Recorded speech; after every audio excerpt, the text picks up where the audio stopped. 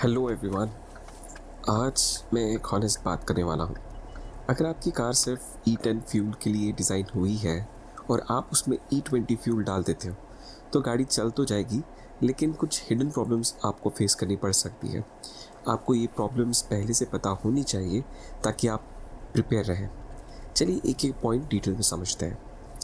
तो पहला जो पॉइंट पे हम बात करने वाले हैं वो गाड़ी के फ्यूल होसेस और छोटे छोटे रबर सील्स के बारे में है।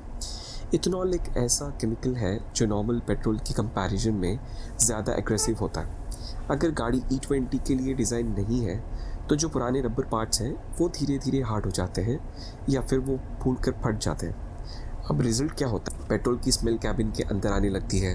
फ्यूल टैंक के नीचे या इंजन के आसपास पेट्रोल की जो ड्रॉप्स हैं वो आपको दिखने लग जाती है। मतलब ये बिल्कुल वैसे ही जैसे पाइप में छोटी सी एक क्रैक हो जाए और पानी टपकना शुरू हो जाता है। अब ये सब छोटी छोटी चीज़ें हैं, पर अगर आपने इसको इग्नोर किया तो फायर हज़ार्ड भी बन सकती है। अब जो दूसरी चीज़ पे हम बात करना चाहते हैं वो भी बहुत ज़्यादा इम्पॉर्टेंट है, जो कि है फ्यूल पंप। ये पंप पेट्रोल को टैंक से खींचकर इंजन तक भेजता है। अब इथेनॉल की वजह से पंप के अंदर का जो प्लास्टिक पार्ट्स होते हैं वो थोड़ा वीक हो जाते हैं और मोटर पर एक्स्ट्रा लोड पड़ता है। अब इसका रिजल्ट होता है कि गाड़ी चलते वक्त पंप अजीब सी आवाज़ देना स्टार्ट कर देता है। एंड ये गाड़ी की एज की वजह से भी हो सकता है। और अगर आपका पंप जो है वो वीक हो गया तो हाईवे पे जब आप एक्सेलरेटर दबाते हो गाड़ी उतनी तेज़ रिस्पॉन्ड नहीं करती। मतलब ऐसे लगता है जैसे दम ही कम पड़ गया हो, या फिर जो आपको रिस्पॉन्स चाहिए गाड़ी से वो गाड़ी का रिस्पॉन्स आपको मिल नहीं रहा है। अब और एक चीज़ भी बहुत इंपॉर्टेंट है गाड़ी की, वो है फ्यूल फिल्टर। अब इथेनॉल एक तरह का क्लीनर होता है। अगर आपकी गाड़ी का टैंक पुराना है तो उसके अंदर छोटी छोटी मिट्टी या गंग जमा हो जाता है। जब E20 डालते हो ये सारा गंग जो है वो टैंक में खुल जाता है और फिल्टर में अटक जाता है। अब रिज़ल्ट क्या है इसका? फ़िल्टर ब्लॉक हो जाता है, मतलब गाड़ी का पिकअप स्लो होने लगता है। जब एक्सेलेरेटर दबाते हो तो गाड़ी धीरे रिएक्ट करने लग जाती है और कभी कभी सडन जर्क्स भी आपको देखने के लिए मिल जाते हैं। सर्विस के वक्त आपको फ़िल्टर जल्दी बदलना पड़ेगा। ये भी एक रीज़न हो सकता है इथेनॉल, और ये भी एक ख़राबी आ सकती है, या फिर ये एक तरह का रिप्लेसमेंट है, बट ये आपको आपकी ये जो फ्रीक्वेंसी होगी बदलने की फ्यूल फिल्टर की वो थोड़ा सा जल्दी हो जाएगी इथेनॉल की वजह से, बेसिकली E20 की वजह से। अब सिर्फ देखिए कुछ ऐसे पार्ट्स हैं गाड़ी के, अभी जैसे हमने बात की फ्यूल फिल्टर की, फ्यूल पंप की, और ऐसे भी पार्ट्स होते हैं जिसमें हमने बात किया फ्यूल होसेस, रबर सील्स और ये छोटे ओ रिंग्स की।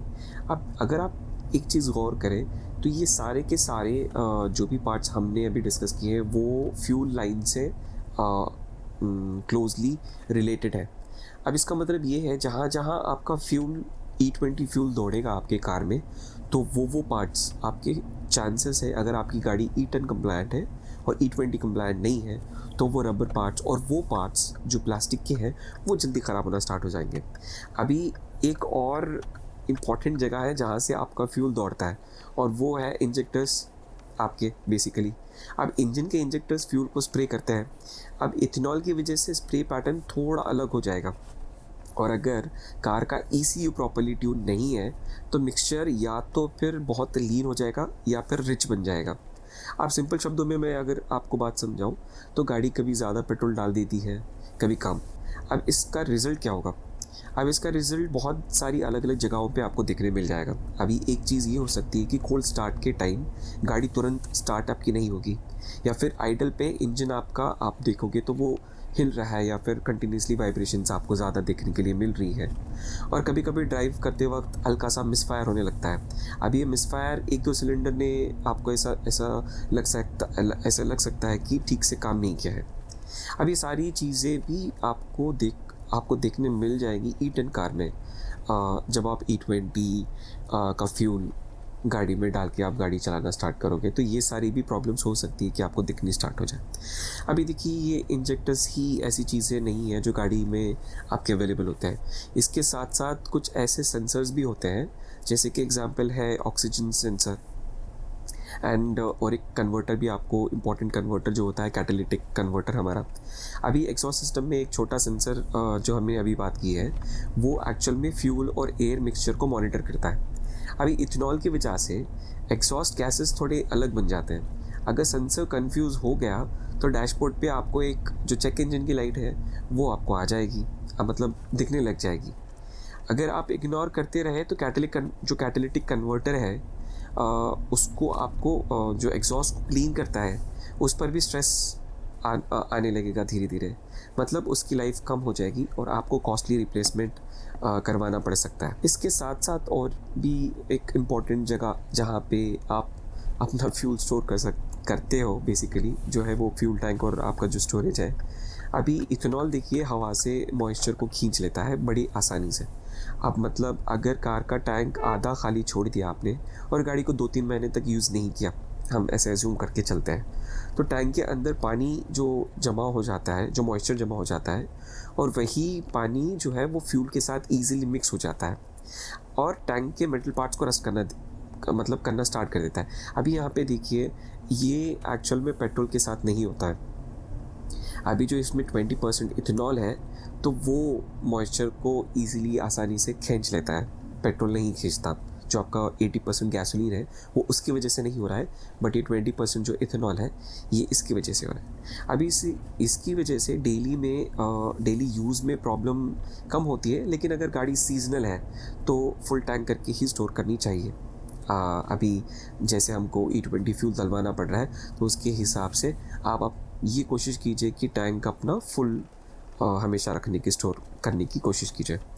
अभी सबसे ज़्यादा जो नोटिसेबल पॉइंट आपको अपनी गाड़ी में दिखेगा वो माइलेज ड्रॉप में मिलेगा, क्योंकि इथेनॉल की एनर्जी कम होती है पेट्रोल के कंपैरिजन में।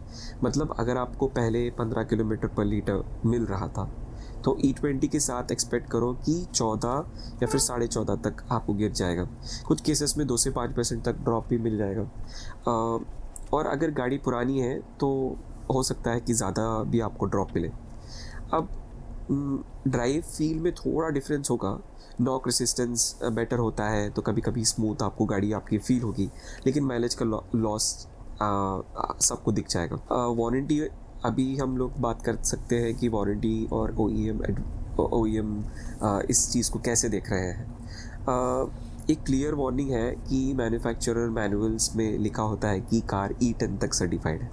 अब इसका मतलब ये है कि अगर आप E20 यूज़ करते हो और बाद में फ्यूल सिस्टम का कोई पार्ट फेल हो गया तो कंपनी बोल सकती है कि भाई इथेनॉल की वजह से हुआ, वारंटी क्लेम जो आपका है वो रिजेक्ट हो सकता है। अब हमारी गवर्नमेंट ने बोला है इंश्योरेंस और वारंटी पर इफेक्ट नहीं होगा, लेकिन रियल वर्ल्ड में अगर हम रियल वर्ल्ड के सिनेरियो को लेके चले तो OEM की बात ही जो होती है वही फाइनल हो जाएगी। अब इसमें जो नॉर्मल इंसान है, जो बंदा E10 कार चला रहा है अभी भी, जिसमें उसको ना चाहते हुए भी E20 फ्यूल यूज़ करना पड़ रहा है, और अगर वो इन चक्करों में फंसता है तो ज़्यादा से ज़्यादा नुकसान है वो हमको ही झेलना पड़ सकता है। तो गाड़ी तुरंत बंद नहीं होगी, चलती रहेगी, लेकिन आपको मेंटेनेंस और चेक्स पे ज़्यादा पैसे और ध्यान देना पड़ेगा। ये ऑनेस्ट पिक्चर है E20 को E10 कार्स में यूज़ करने का। और अगर आपको ये छोटी सी वीडियो पसंद आती है तो please subscribe to the channel, help this channel grow, और हम मिलते हैं आपसे अगले वीडियो में।